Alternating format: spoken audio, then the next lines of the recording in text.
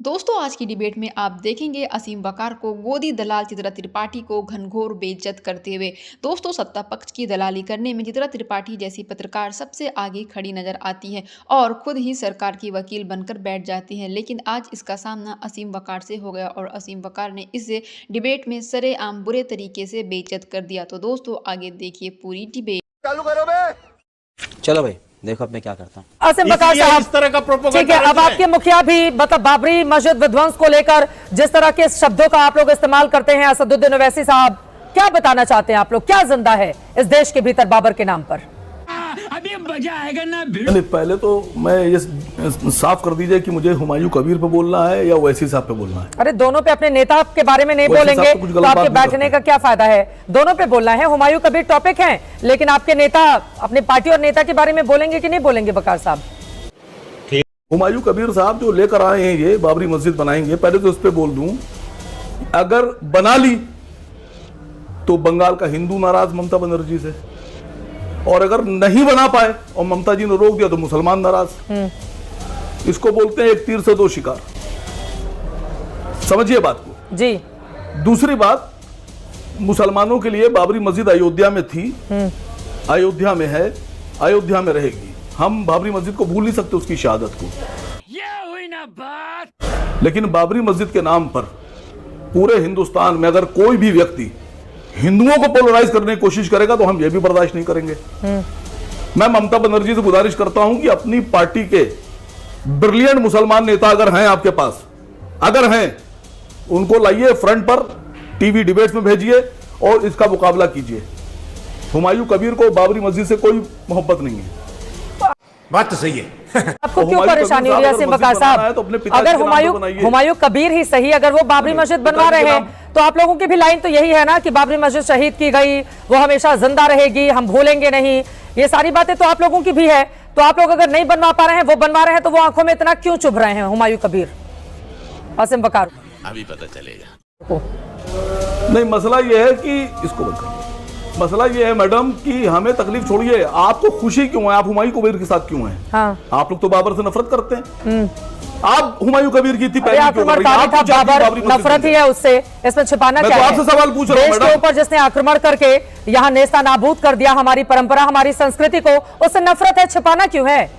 आसिम वकार साहब, इसमें छिपाने जैसे कोई बात नहीं है। आपको गलतफहमी नहीं होनी चाहिए हुमायूं कबीर की। हाँ नहीं, आप लोग की ये कोशिश क्यों है कि बाबरी मस्जिद वहां बन जाए? हाँ, कहाँ बन जाए? पूछ रहा हूं आपसे, कहाँ बन जाए? अभी जो आपने बात की है, नहीं आपने जो अभी बात की है, अभी आपने जो बात की है, हाँ। मैं मुसलमान होकर कह रहा हूं कि मैं पूछ रही हूँ कि हुमायूं कबीर वहां पर बनवा रहे हैं, असीम वकार साहब भी बाबरी मस्जिद के पैरोकार हैं। मैं पूछ रही हूँ कि आप लोग क्यों खिलाफत कर रहे हैं? मैं बस ये समझना चाह रही हूँ, मुझे समझ में नहीं आया ना असीम वकार साहब। मैं नहीं चाहती हूँ बाबर के नाम पर कहीं पर भी मस्जिद बने, मैं नहीं चाहती हूँ, लेकिन आपकी लाइन उन्हीं की लाइन है। अरे आपकी लाइन उन्हीं की लाइन है, इसलिए ये सवाल पूछा है। आपकी लाइन उन्हीं की लाइन है, इसलिए सवाल पूछा है। नहीं हमने, नहीं मैडम, हमने तो मुखालफत की, हमने रीजन दिया अपना कि भारतीय जनता पार्टी के हिसाब से अगर मस्जिद नहीं बनी तो मुसलमान खिलाफ, और बन गई तो हिंदू खिलाफ। बीजेपी ने दो डबल गेम खेला इसके अंदर। सही पकड़े हैं। इसकी जांच होना चाहिए हुमायूं कबीर की। लेकिन आप लोग क्यों चाह रहे हैं मस्जिद बन जाए? अरे हम कहा जा रहे हैं, हम तो सवाल पूछ रहे हैं यहाँ पर आसिम वकार साहब। अब अगर असदुद्दीन ओवैसी साहब कहते हैं कि बाबरी का जख्म कभी भूलेंगे नहीं, तो सवाल पूछा जाएगा ना कि दो मुस्लिम नेताओं की एक जैसी लाइन है, तो फिर उनका विरोध क्यों कर रहे हैं असदुद्दीन ओवैसी? अब हम लोगों को भी राजनीति आप लोगों से समझना है ना आसिम वकार साहब। अब आप लोगों से ही समझ रहे हैं हम लोग राजनीति। अब आप लोगों की राजनीति क्या है उसको जानने की कोशिश कर रहे हैं। ठीक है, मैं समझ में आ गया, समझ में आ गया। मुझे तो बोलने दीजिए मैडम, जल्दी से। मैं नेता हूं, मुझे बोलने तो दीजिए। बहुत देर से इंतजार, मुझे बुलाया आपने बात रखने के लिए। आप बोलिए, आप ही रख रहे हैं अपनी बात 5 मिनट से।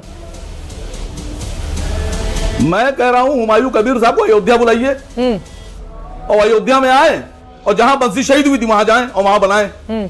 सारी मोहब्बत देखने को मिल जाएगी। हुमायूं कबीर साहब अपने पिताजी के नाम पे बनाइए, अपनी माताजी के नाम पे बनाइए, दादा के नाम पे बनाइए, सवाब मिलेगा उनको भी आपको भी। और आप जैसे लोग पॉलिटिक्स में जीरो है सर, हम लोग क्या गए? आप जब उड़ते हैं ना, यूं उड़ते हैं, जब उड़ते हैं ऐसे करके, तो हम लोग आपके पर गिन लेते हैं आप जैसे लोगों के। कौन जैसे लोगों? चुनाव में भारतीय जनता पार्टी के इशारे पर बहुत से लोग काम करते हैं। हुमायूं कबीर के बहुत से मुसलमान हैं, बीजेपी में हैं, बहुत से लोग गिन लिए मैडम, गिन लिए, हुमायूं कबीर गिन भी लिए और बता भी दिए। ठीक है, अब हुमायूं कबीर से पूछिएगा ठीक है, जाके हुमायूं कबीर से जब मौका मिलेगा मैं पूछ लूंगी, लेकिन उनकी ओर से जो कृत्य किया जा रहा है वो कतई ठीक नहीं है। 92 में बाबरी मस्जिद विध्वंस हुआ, आज जाकर 2025 में वो किस तरह की नफरत की सियासत को क्या आगे बढ़ाना चाह रहे हैं अपनी राजनीति चमकाने के लिए। आशुतोष वर्मा जी, इस पर एक आपकी टिप्पणी, क्योंकि पिछली बार मुझे याद है मैंने जब कवरेज की थी तो समाजवादी पार्टी ने खुले तौर पर ममता बनर्जी को पश्चिम बंगाल में सपोर्ट किया था। इस बार भी यकीनन जब चुनाव होंगे आप लोग वहां पर जाएंगे ही। आपको लग रहा है कि बाबर के नाम पर मस्जिद बननी चाहिए फिर से किसी भी हिस्से में देश के?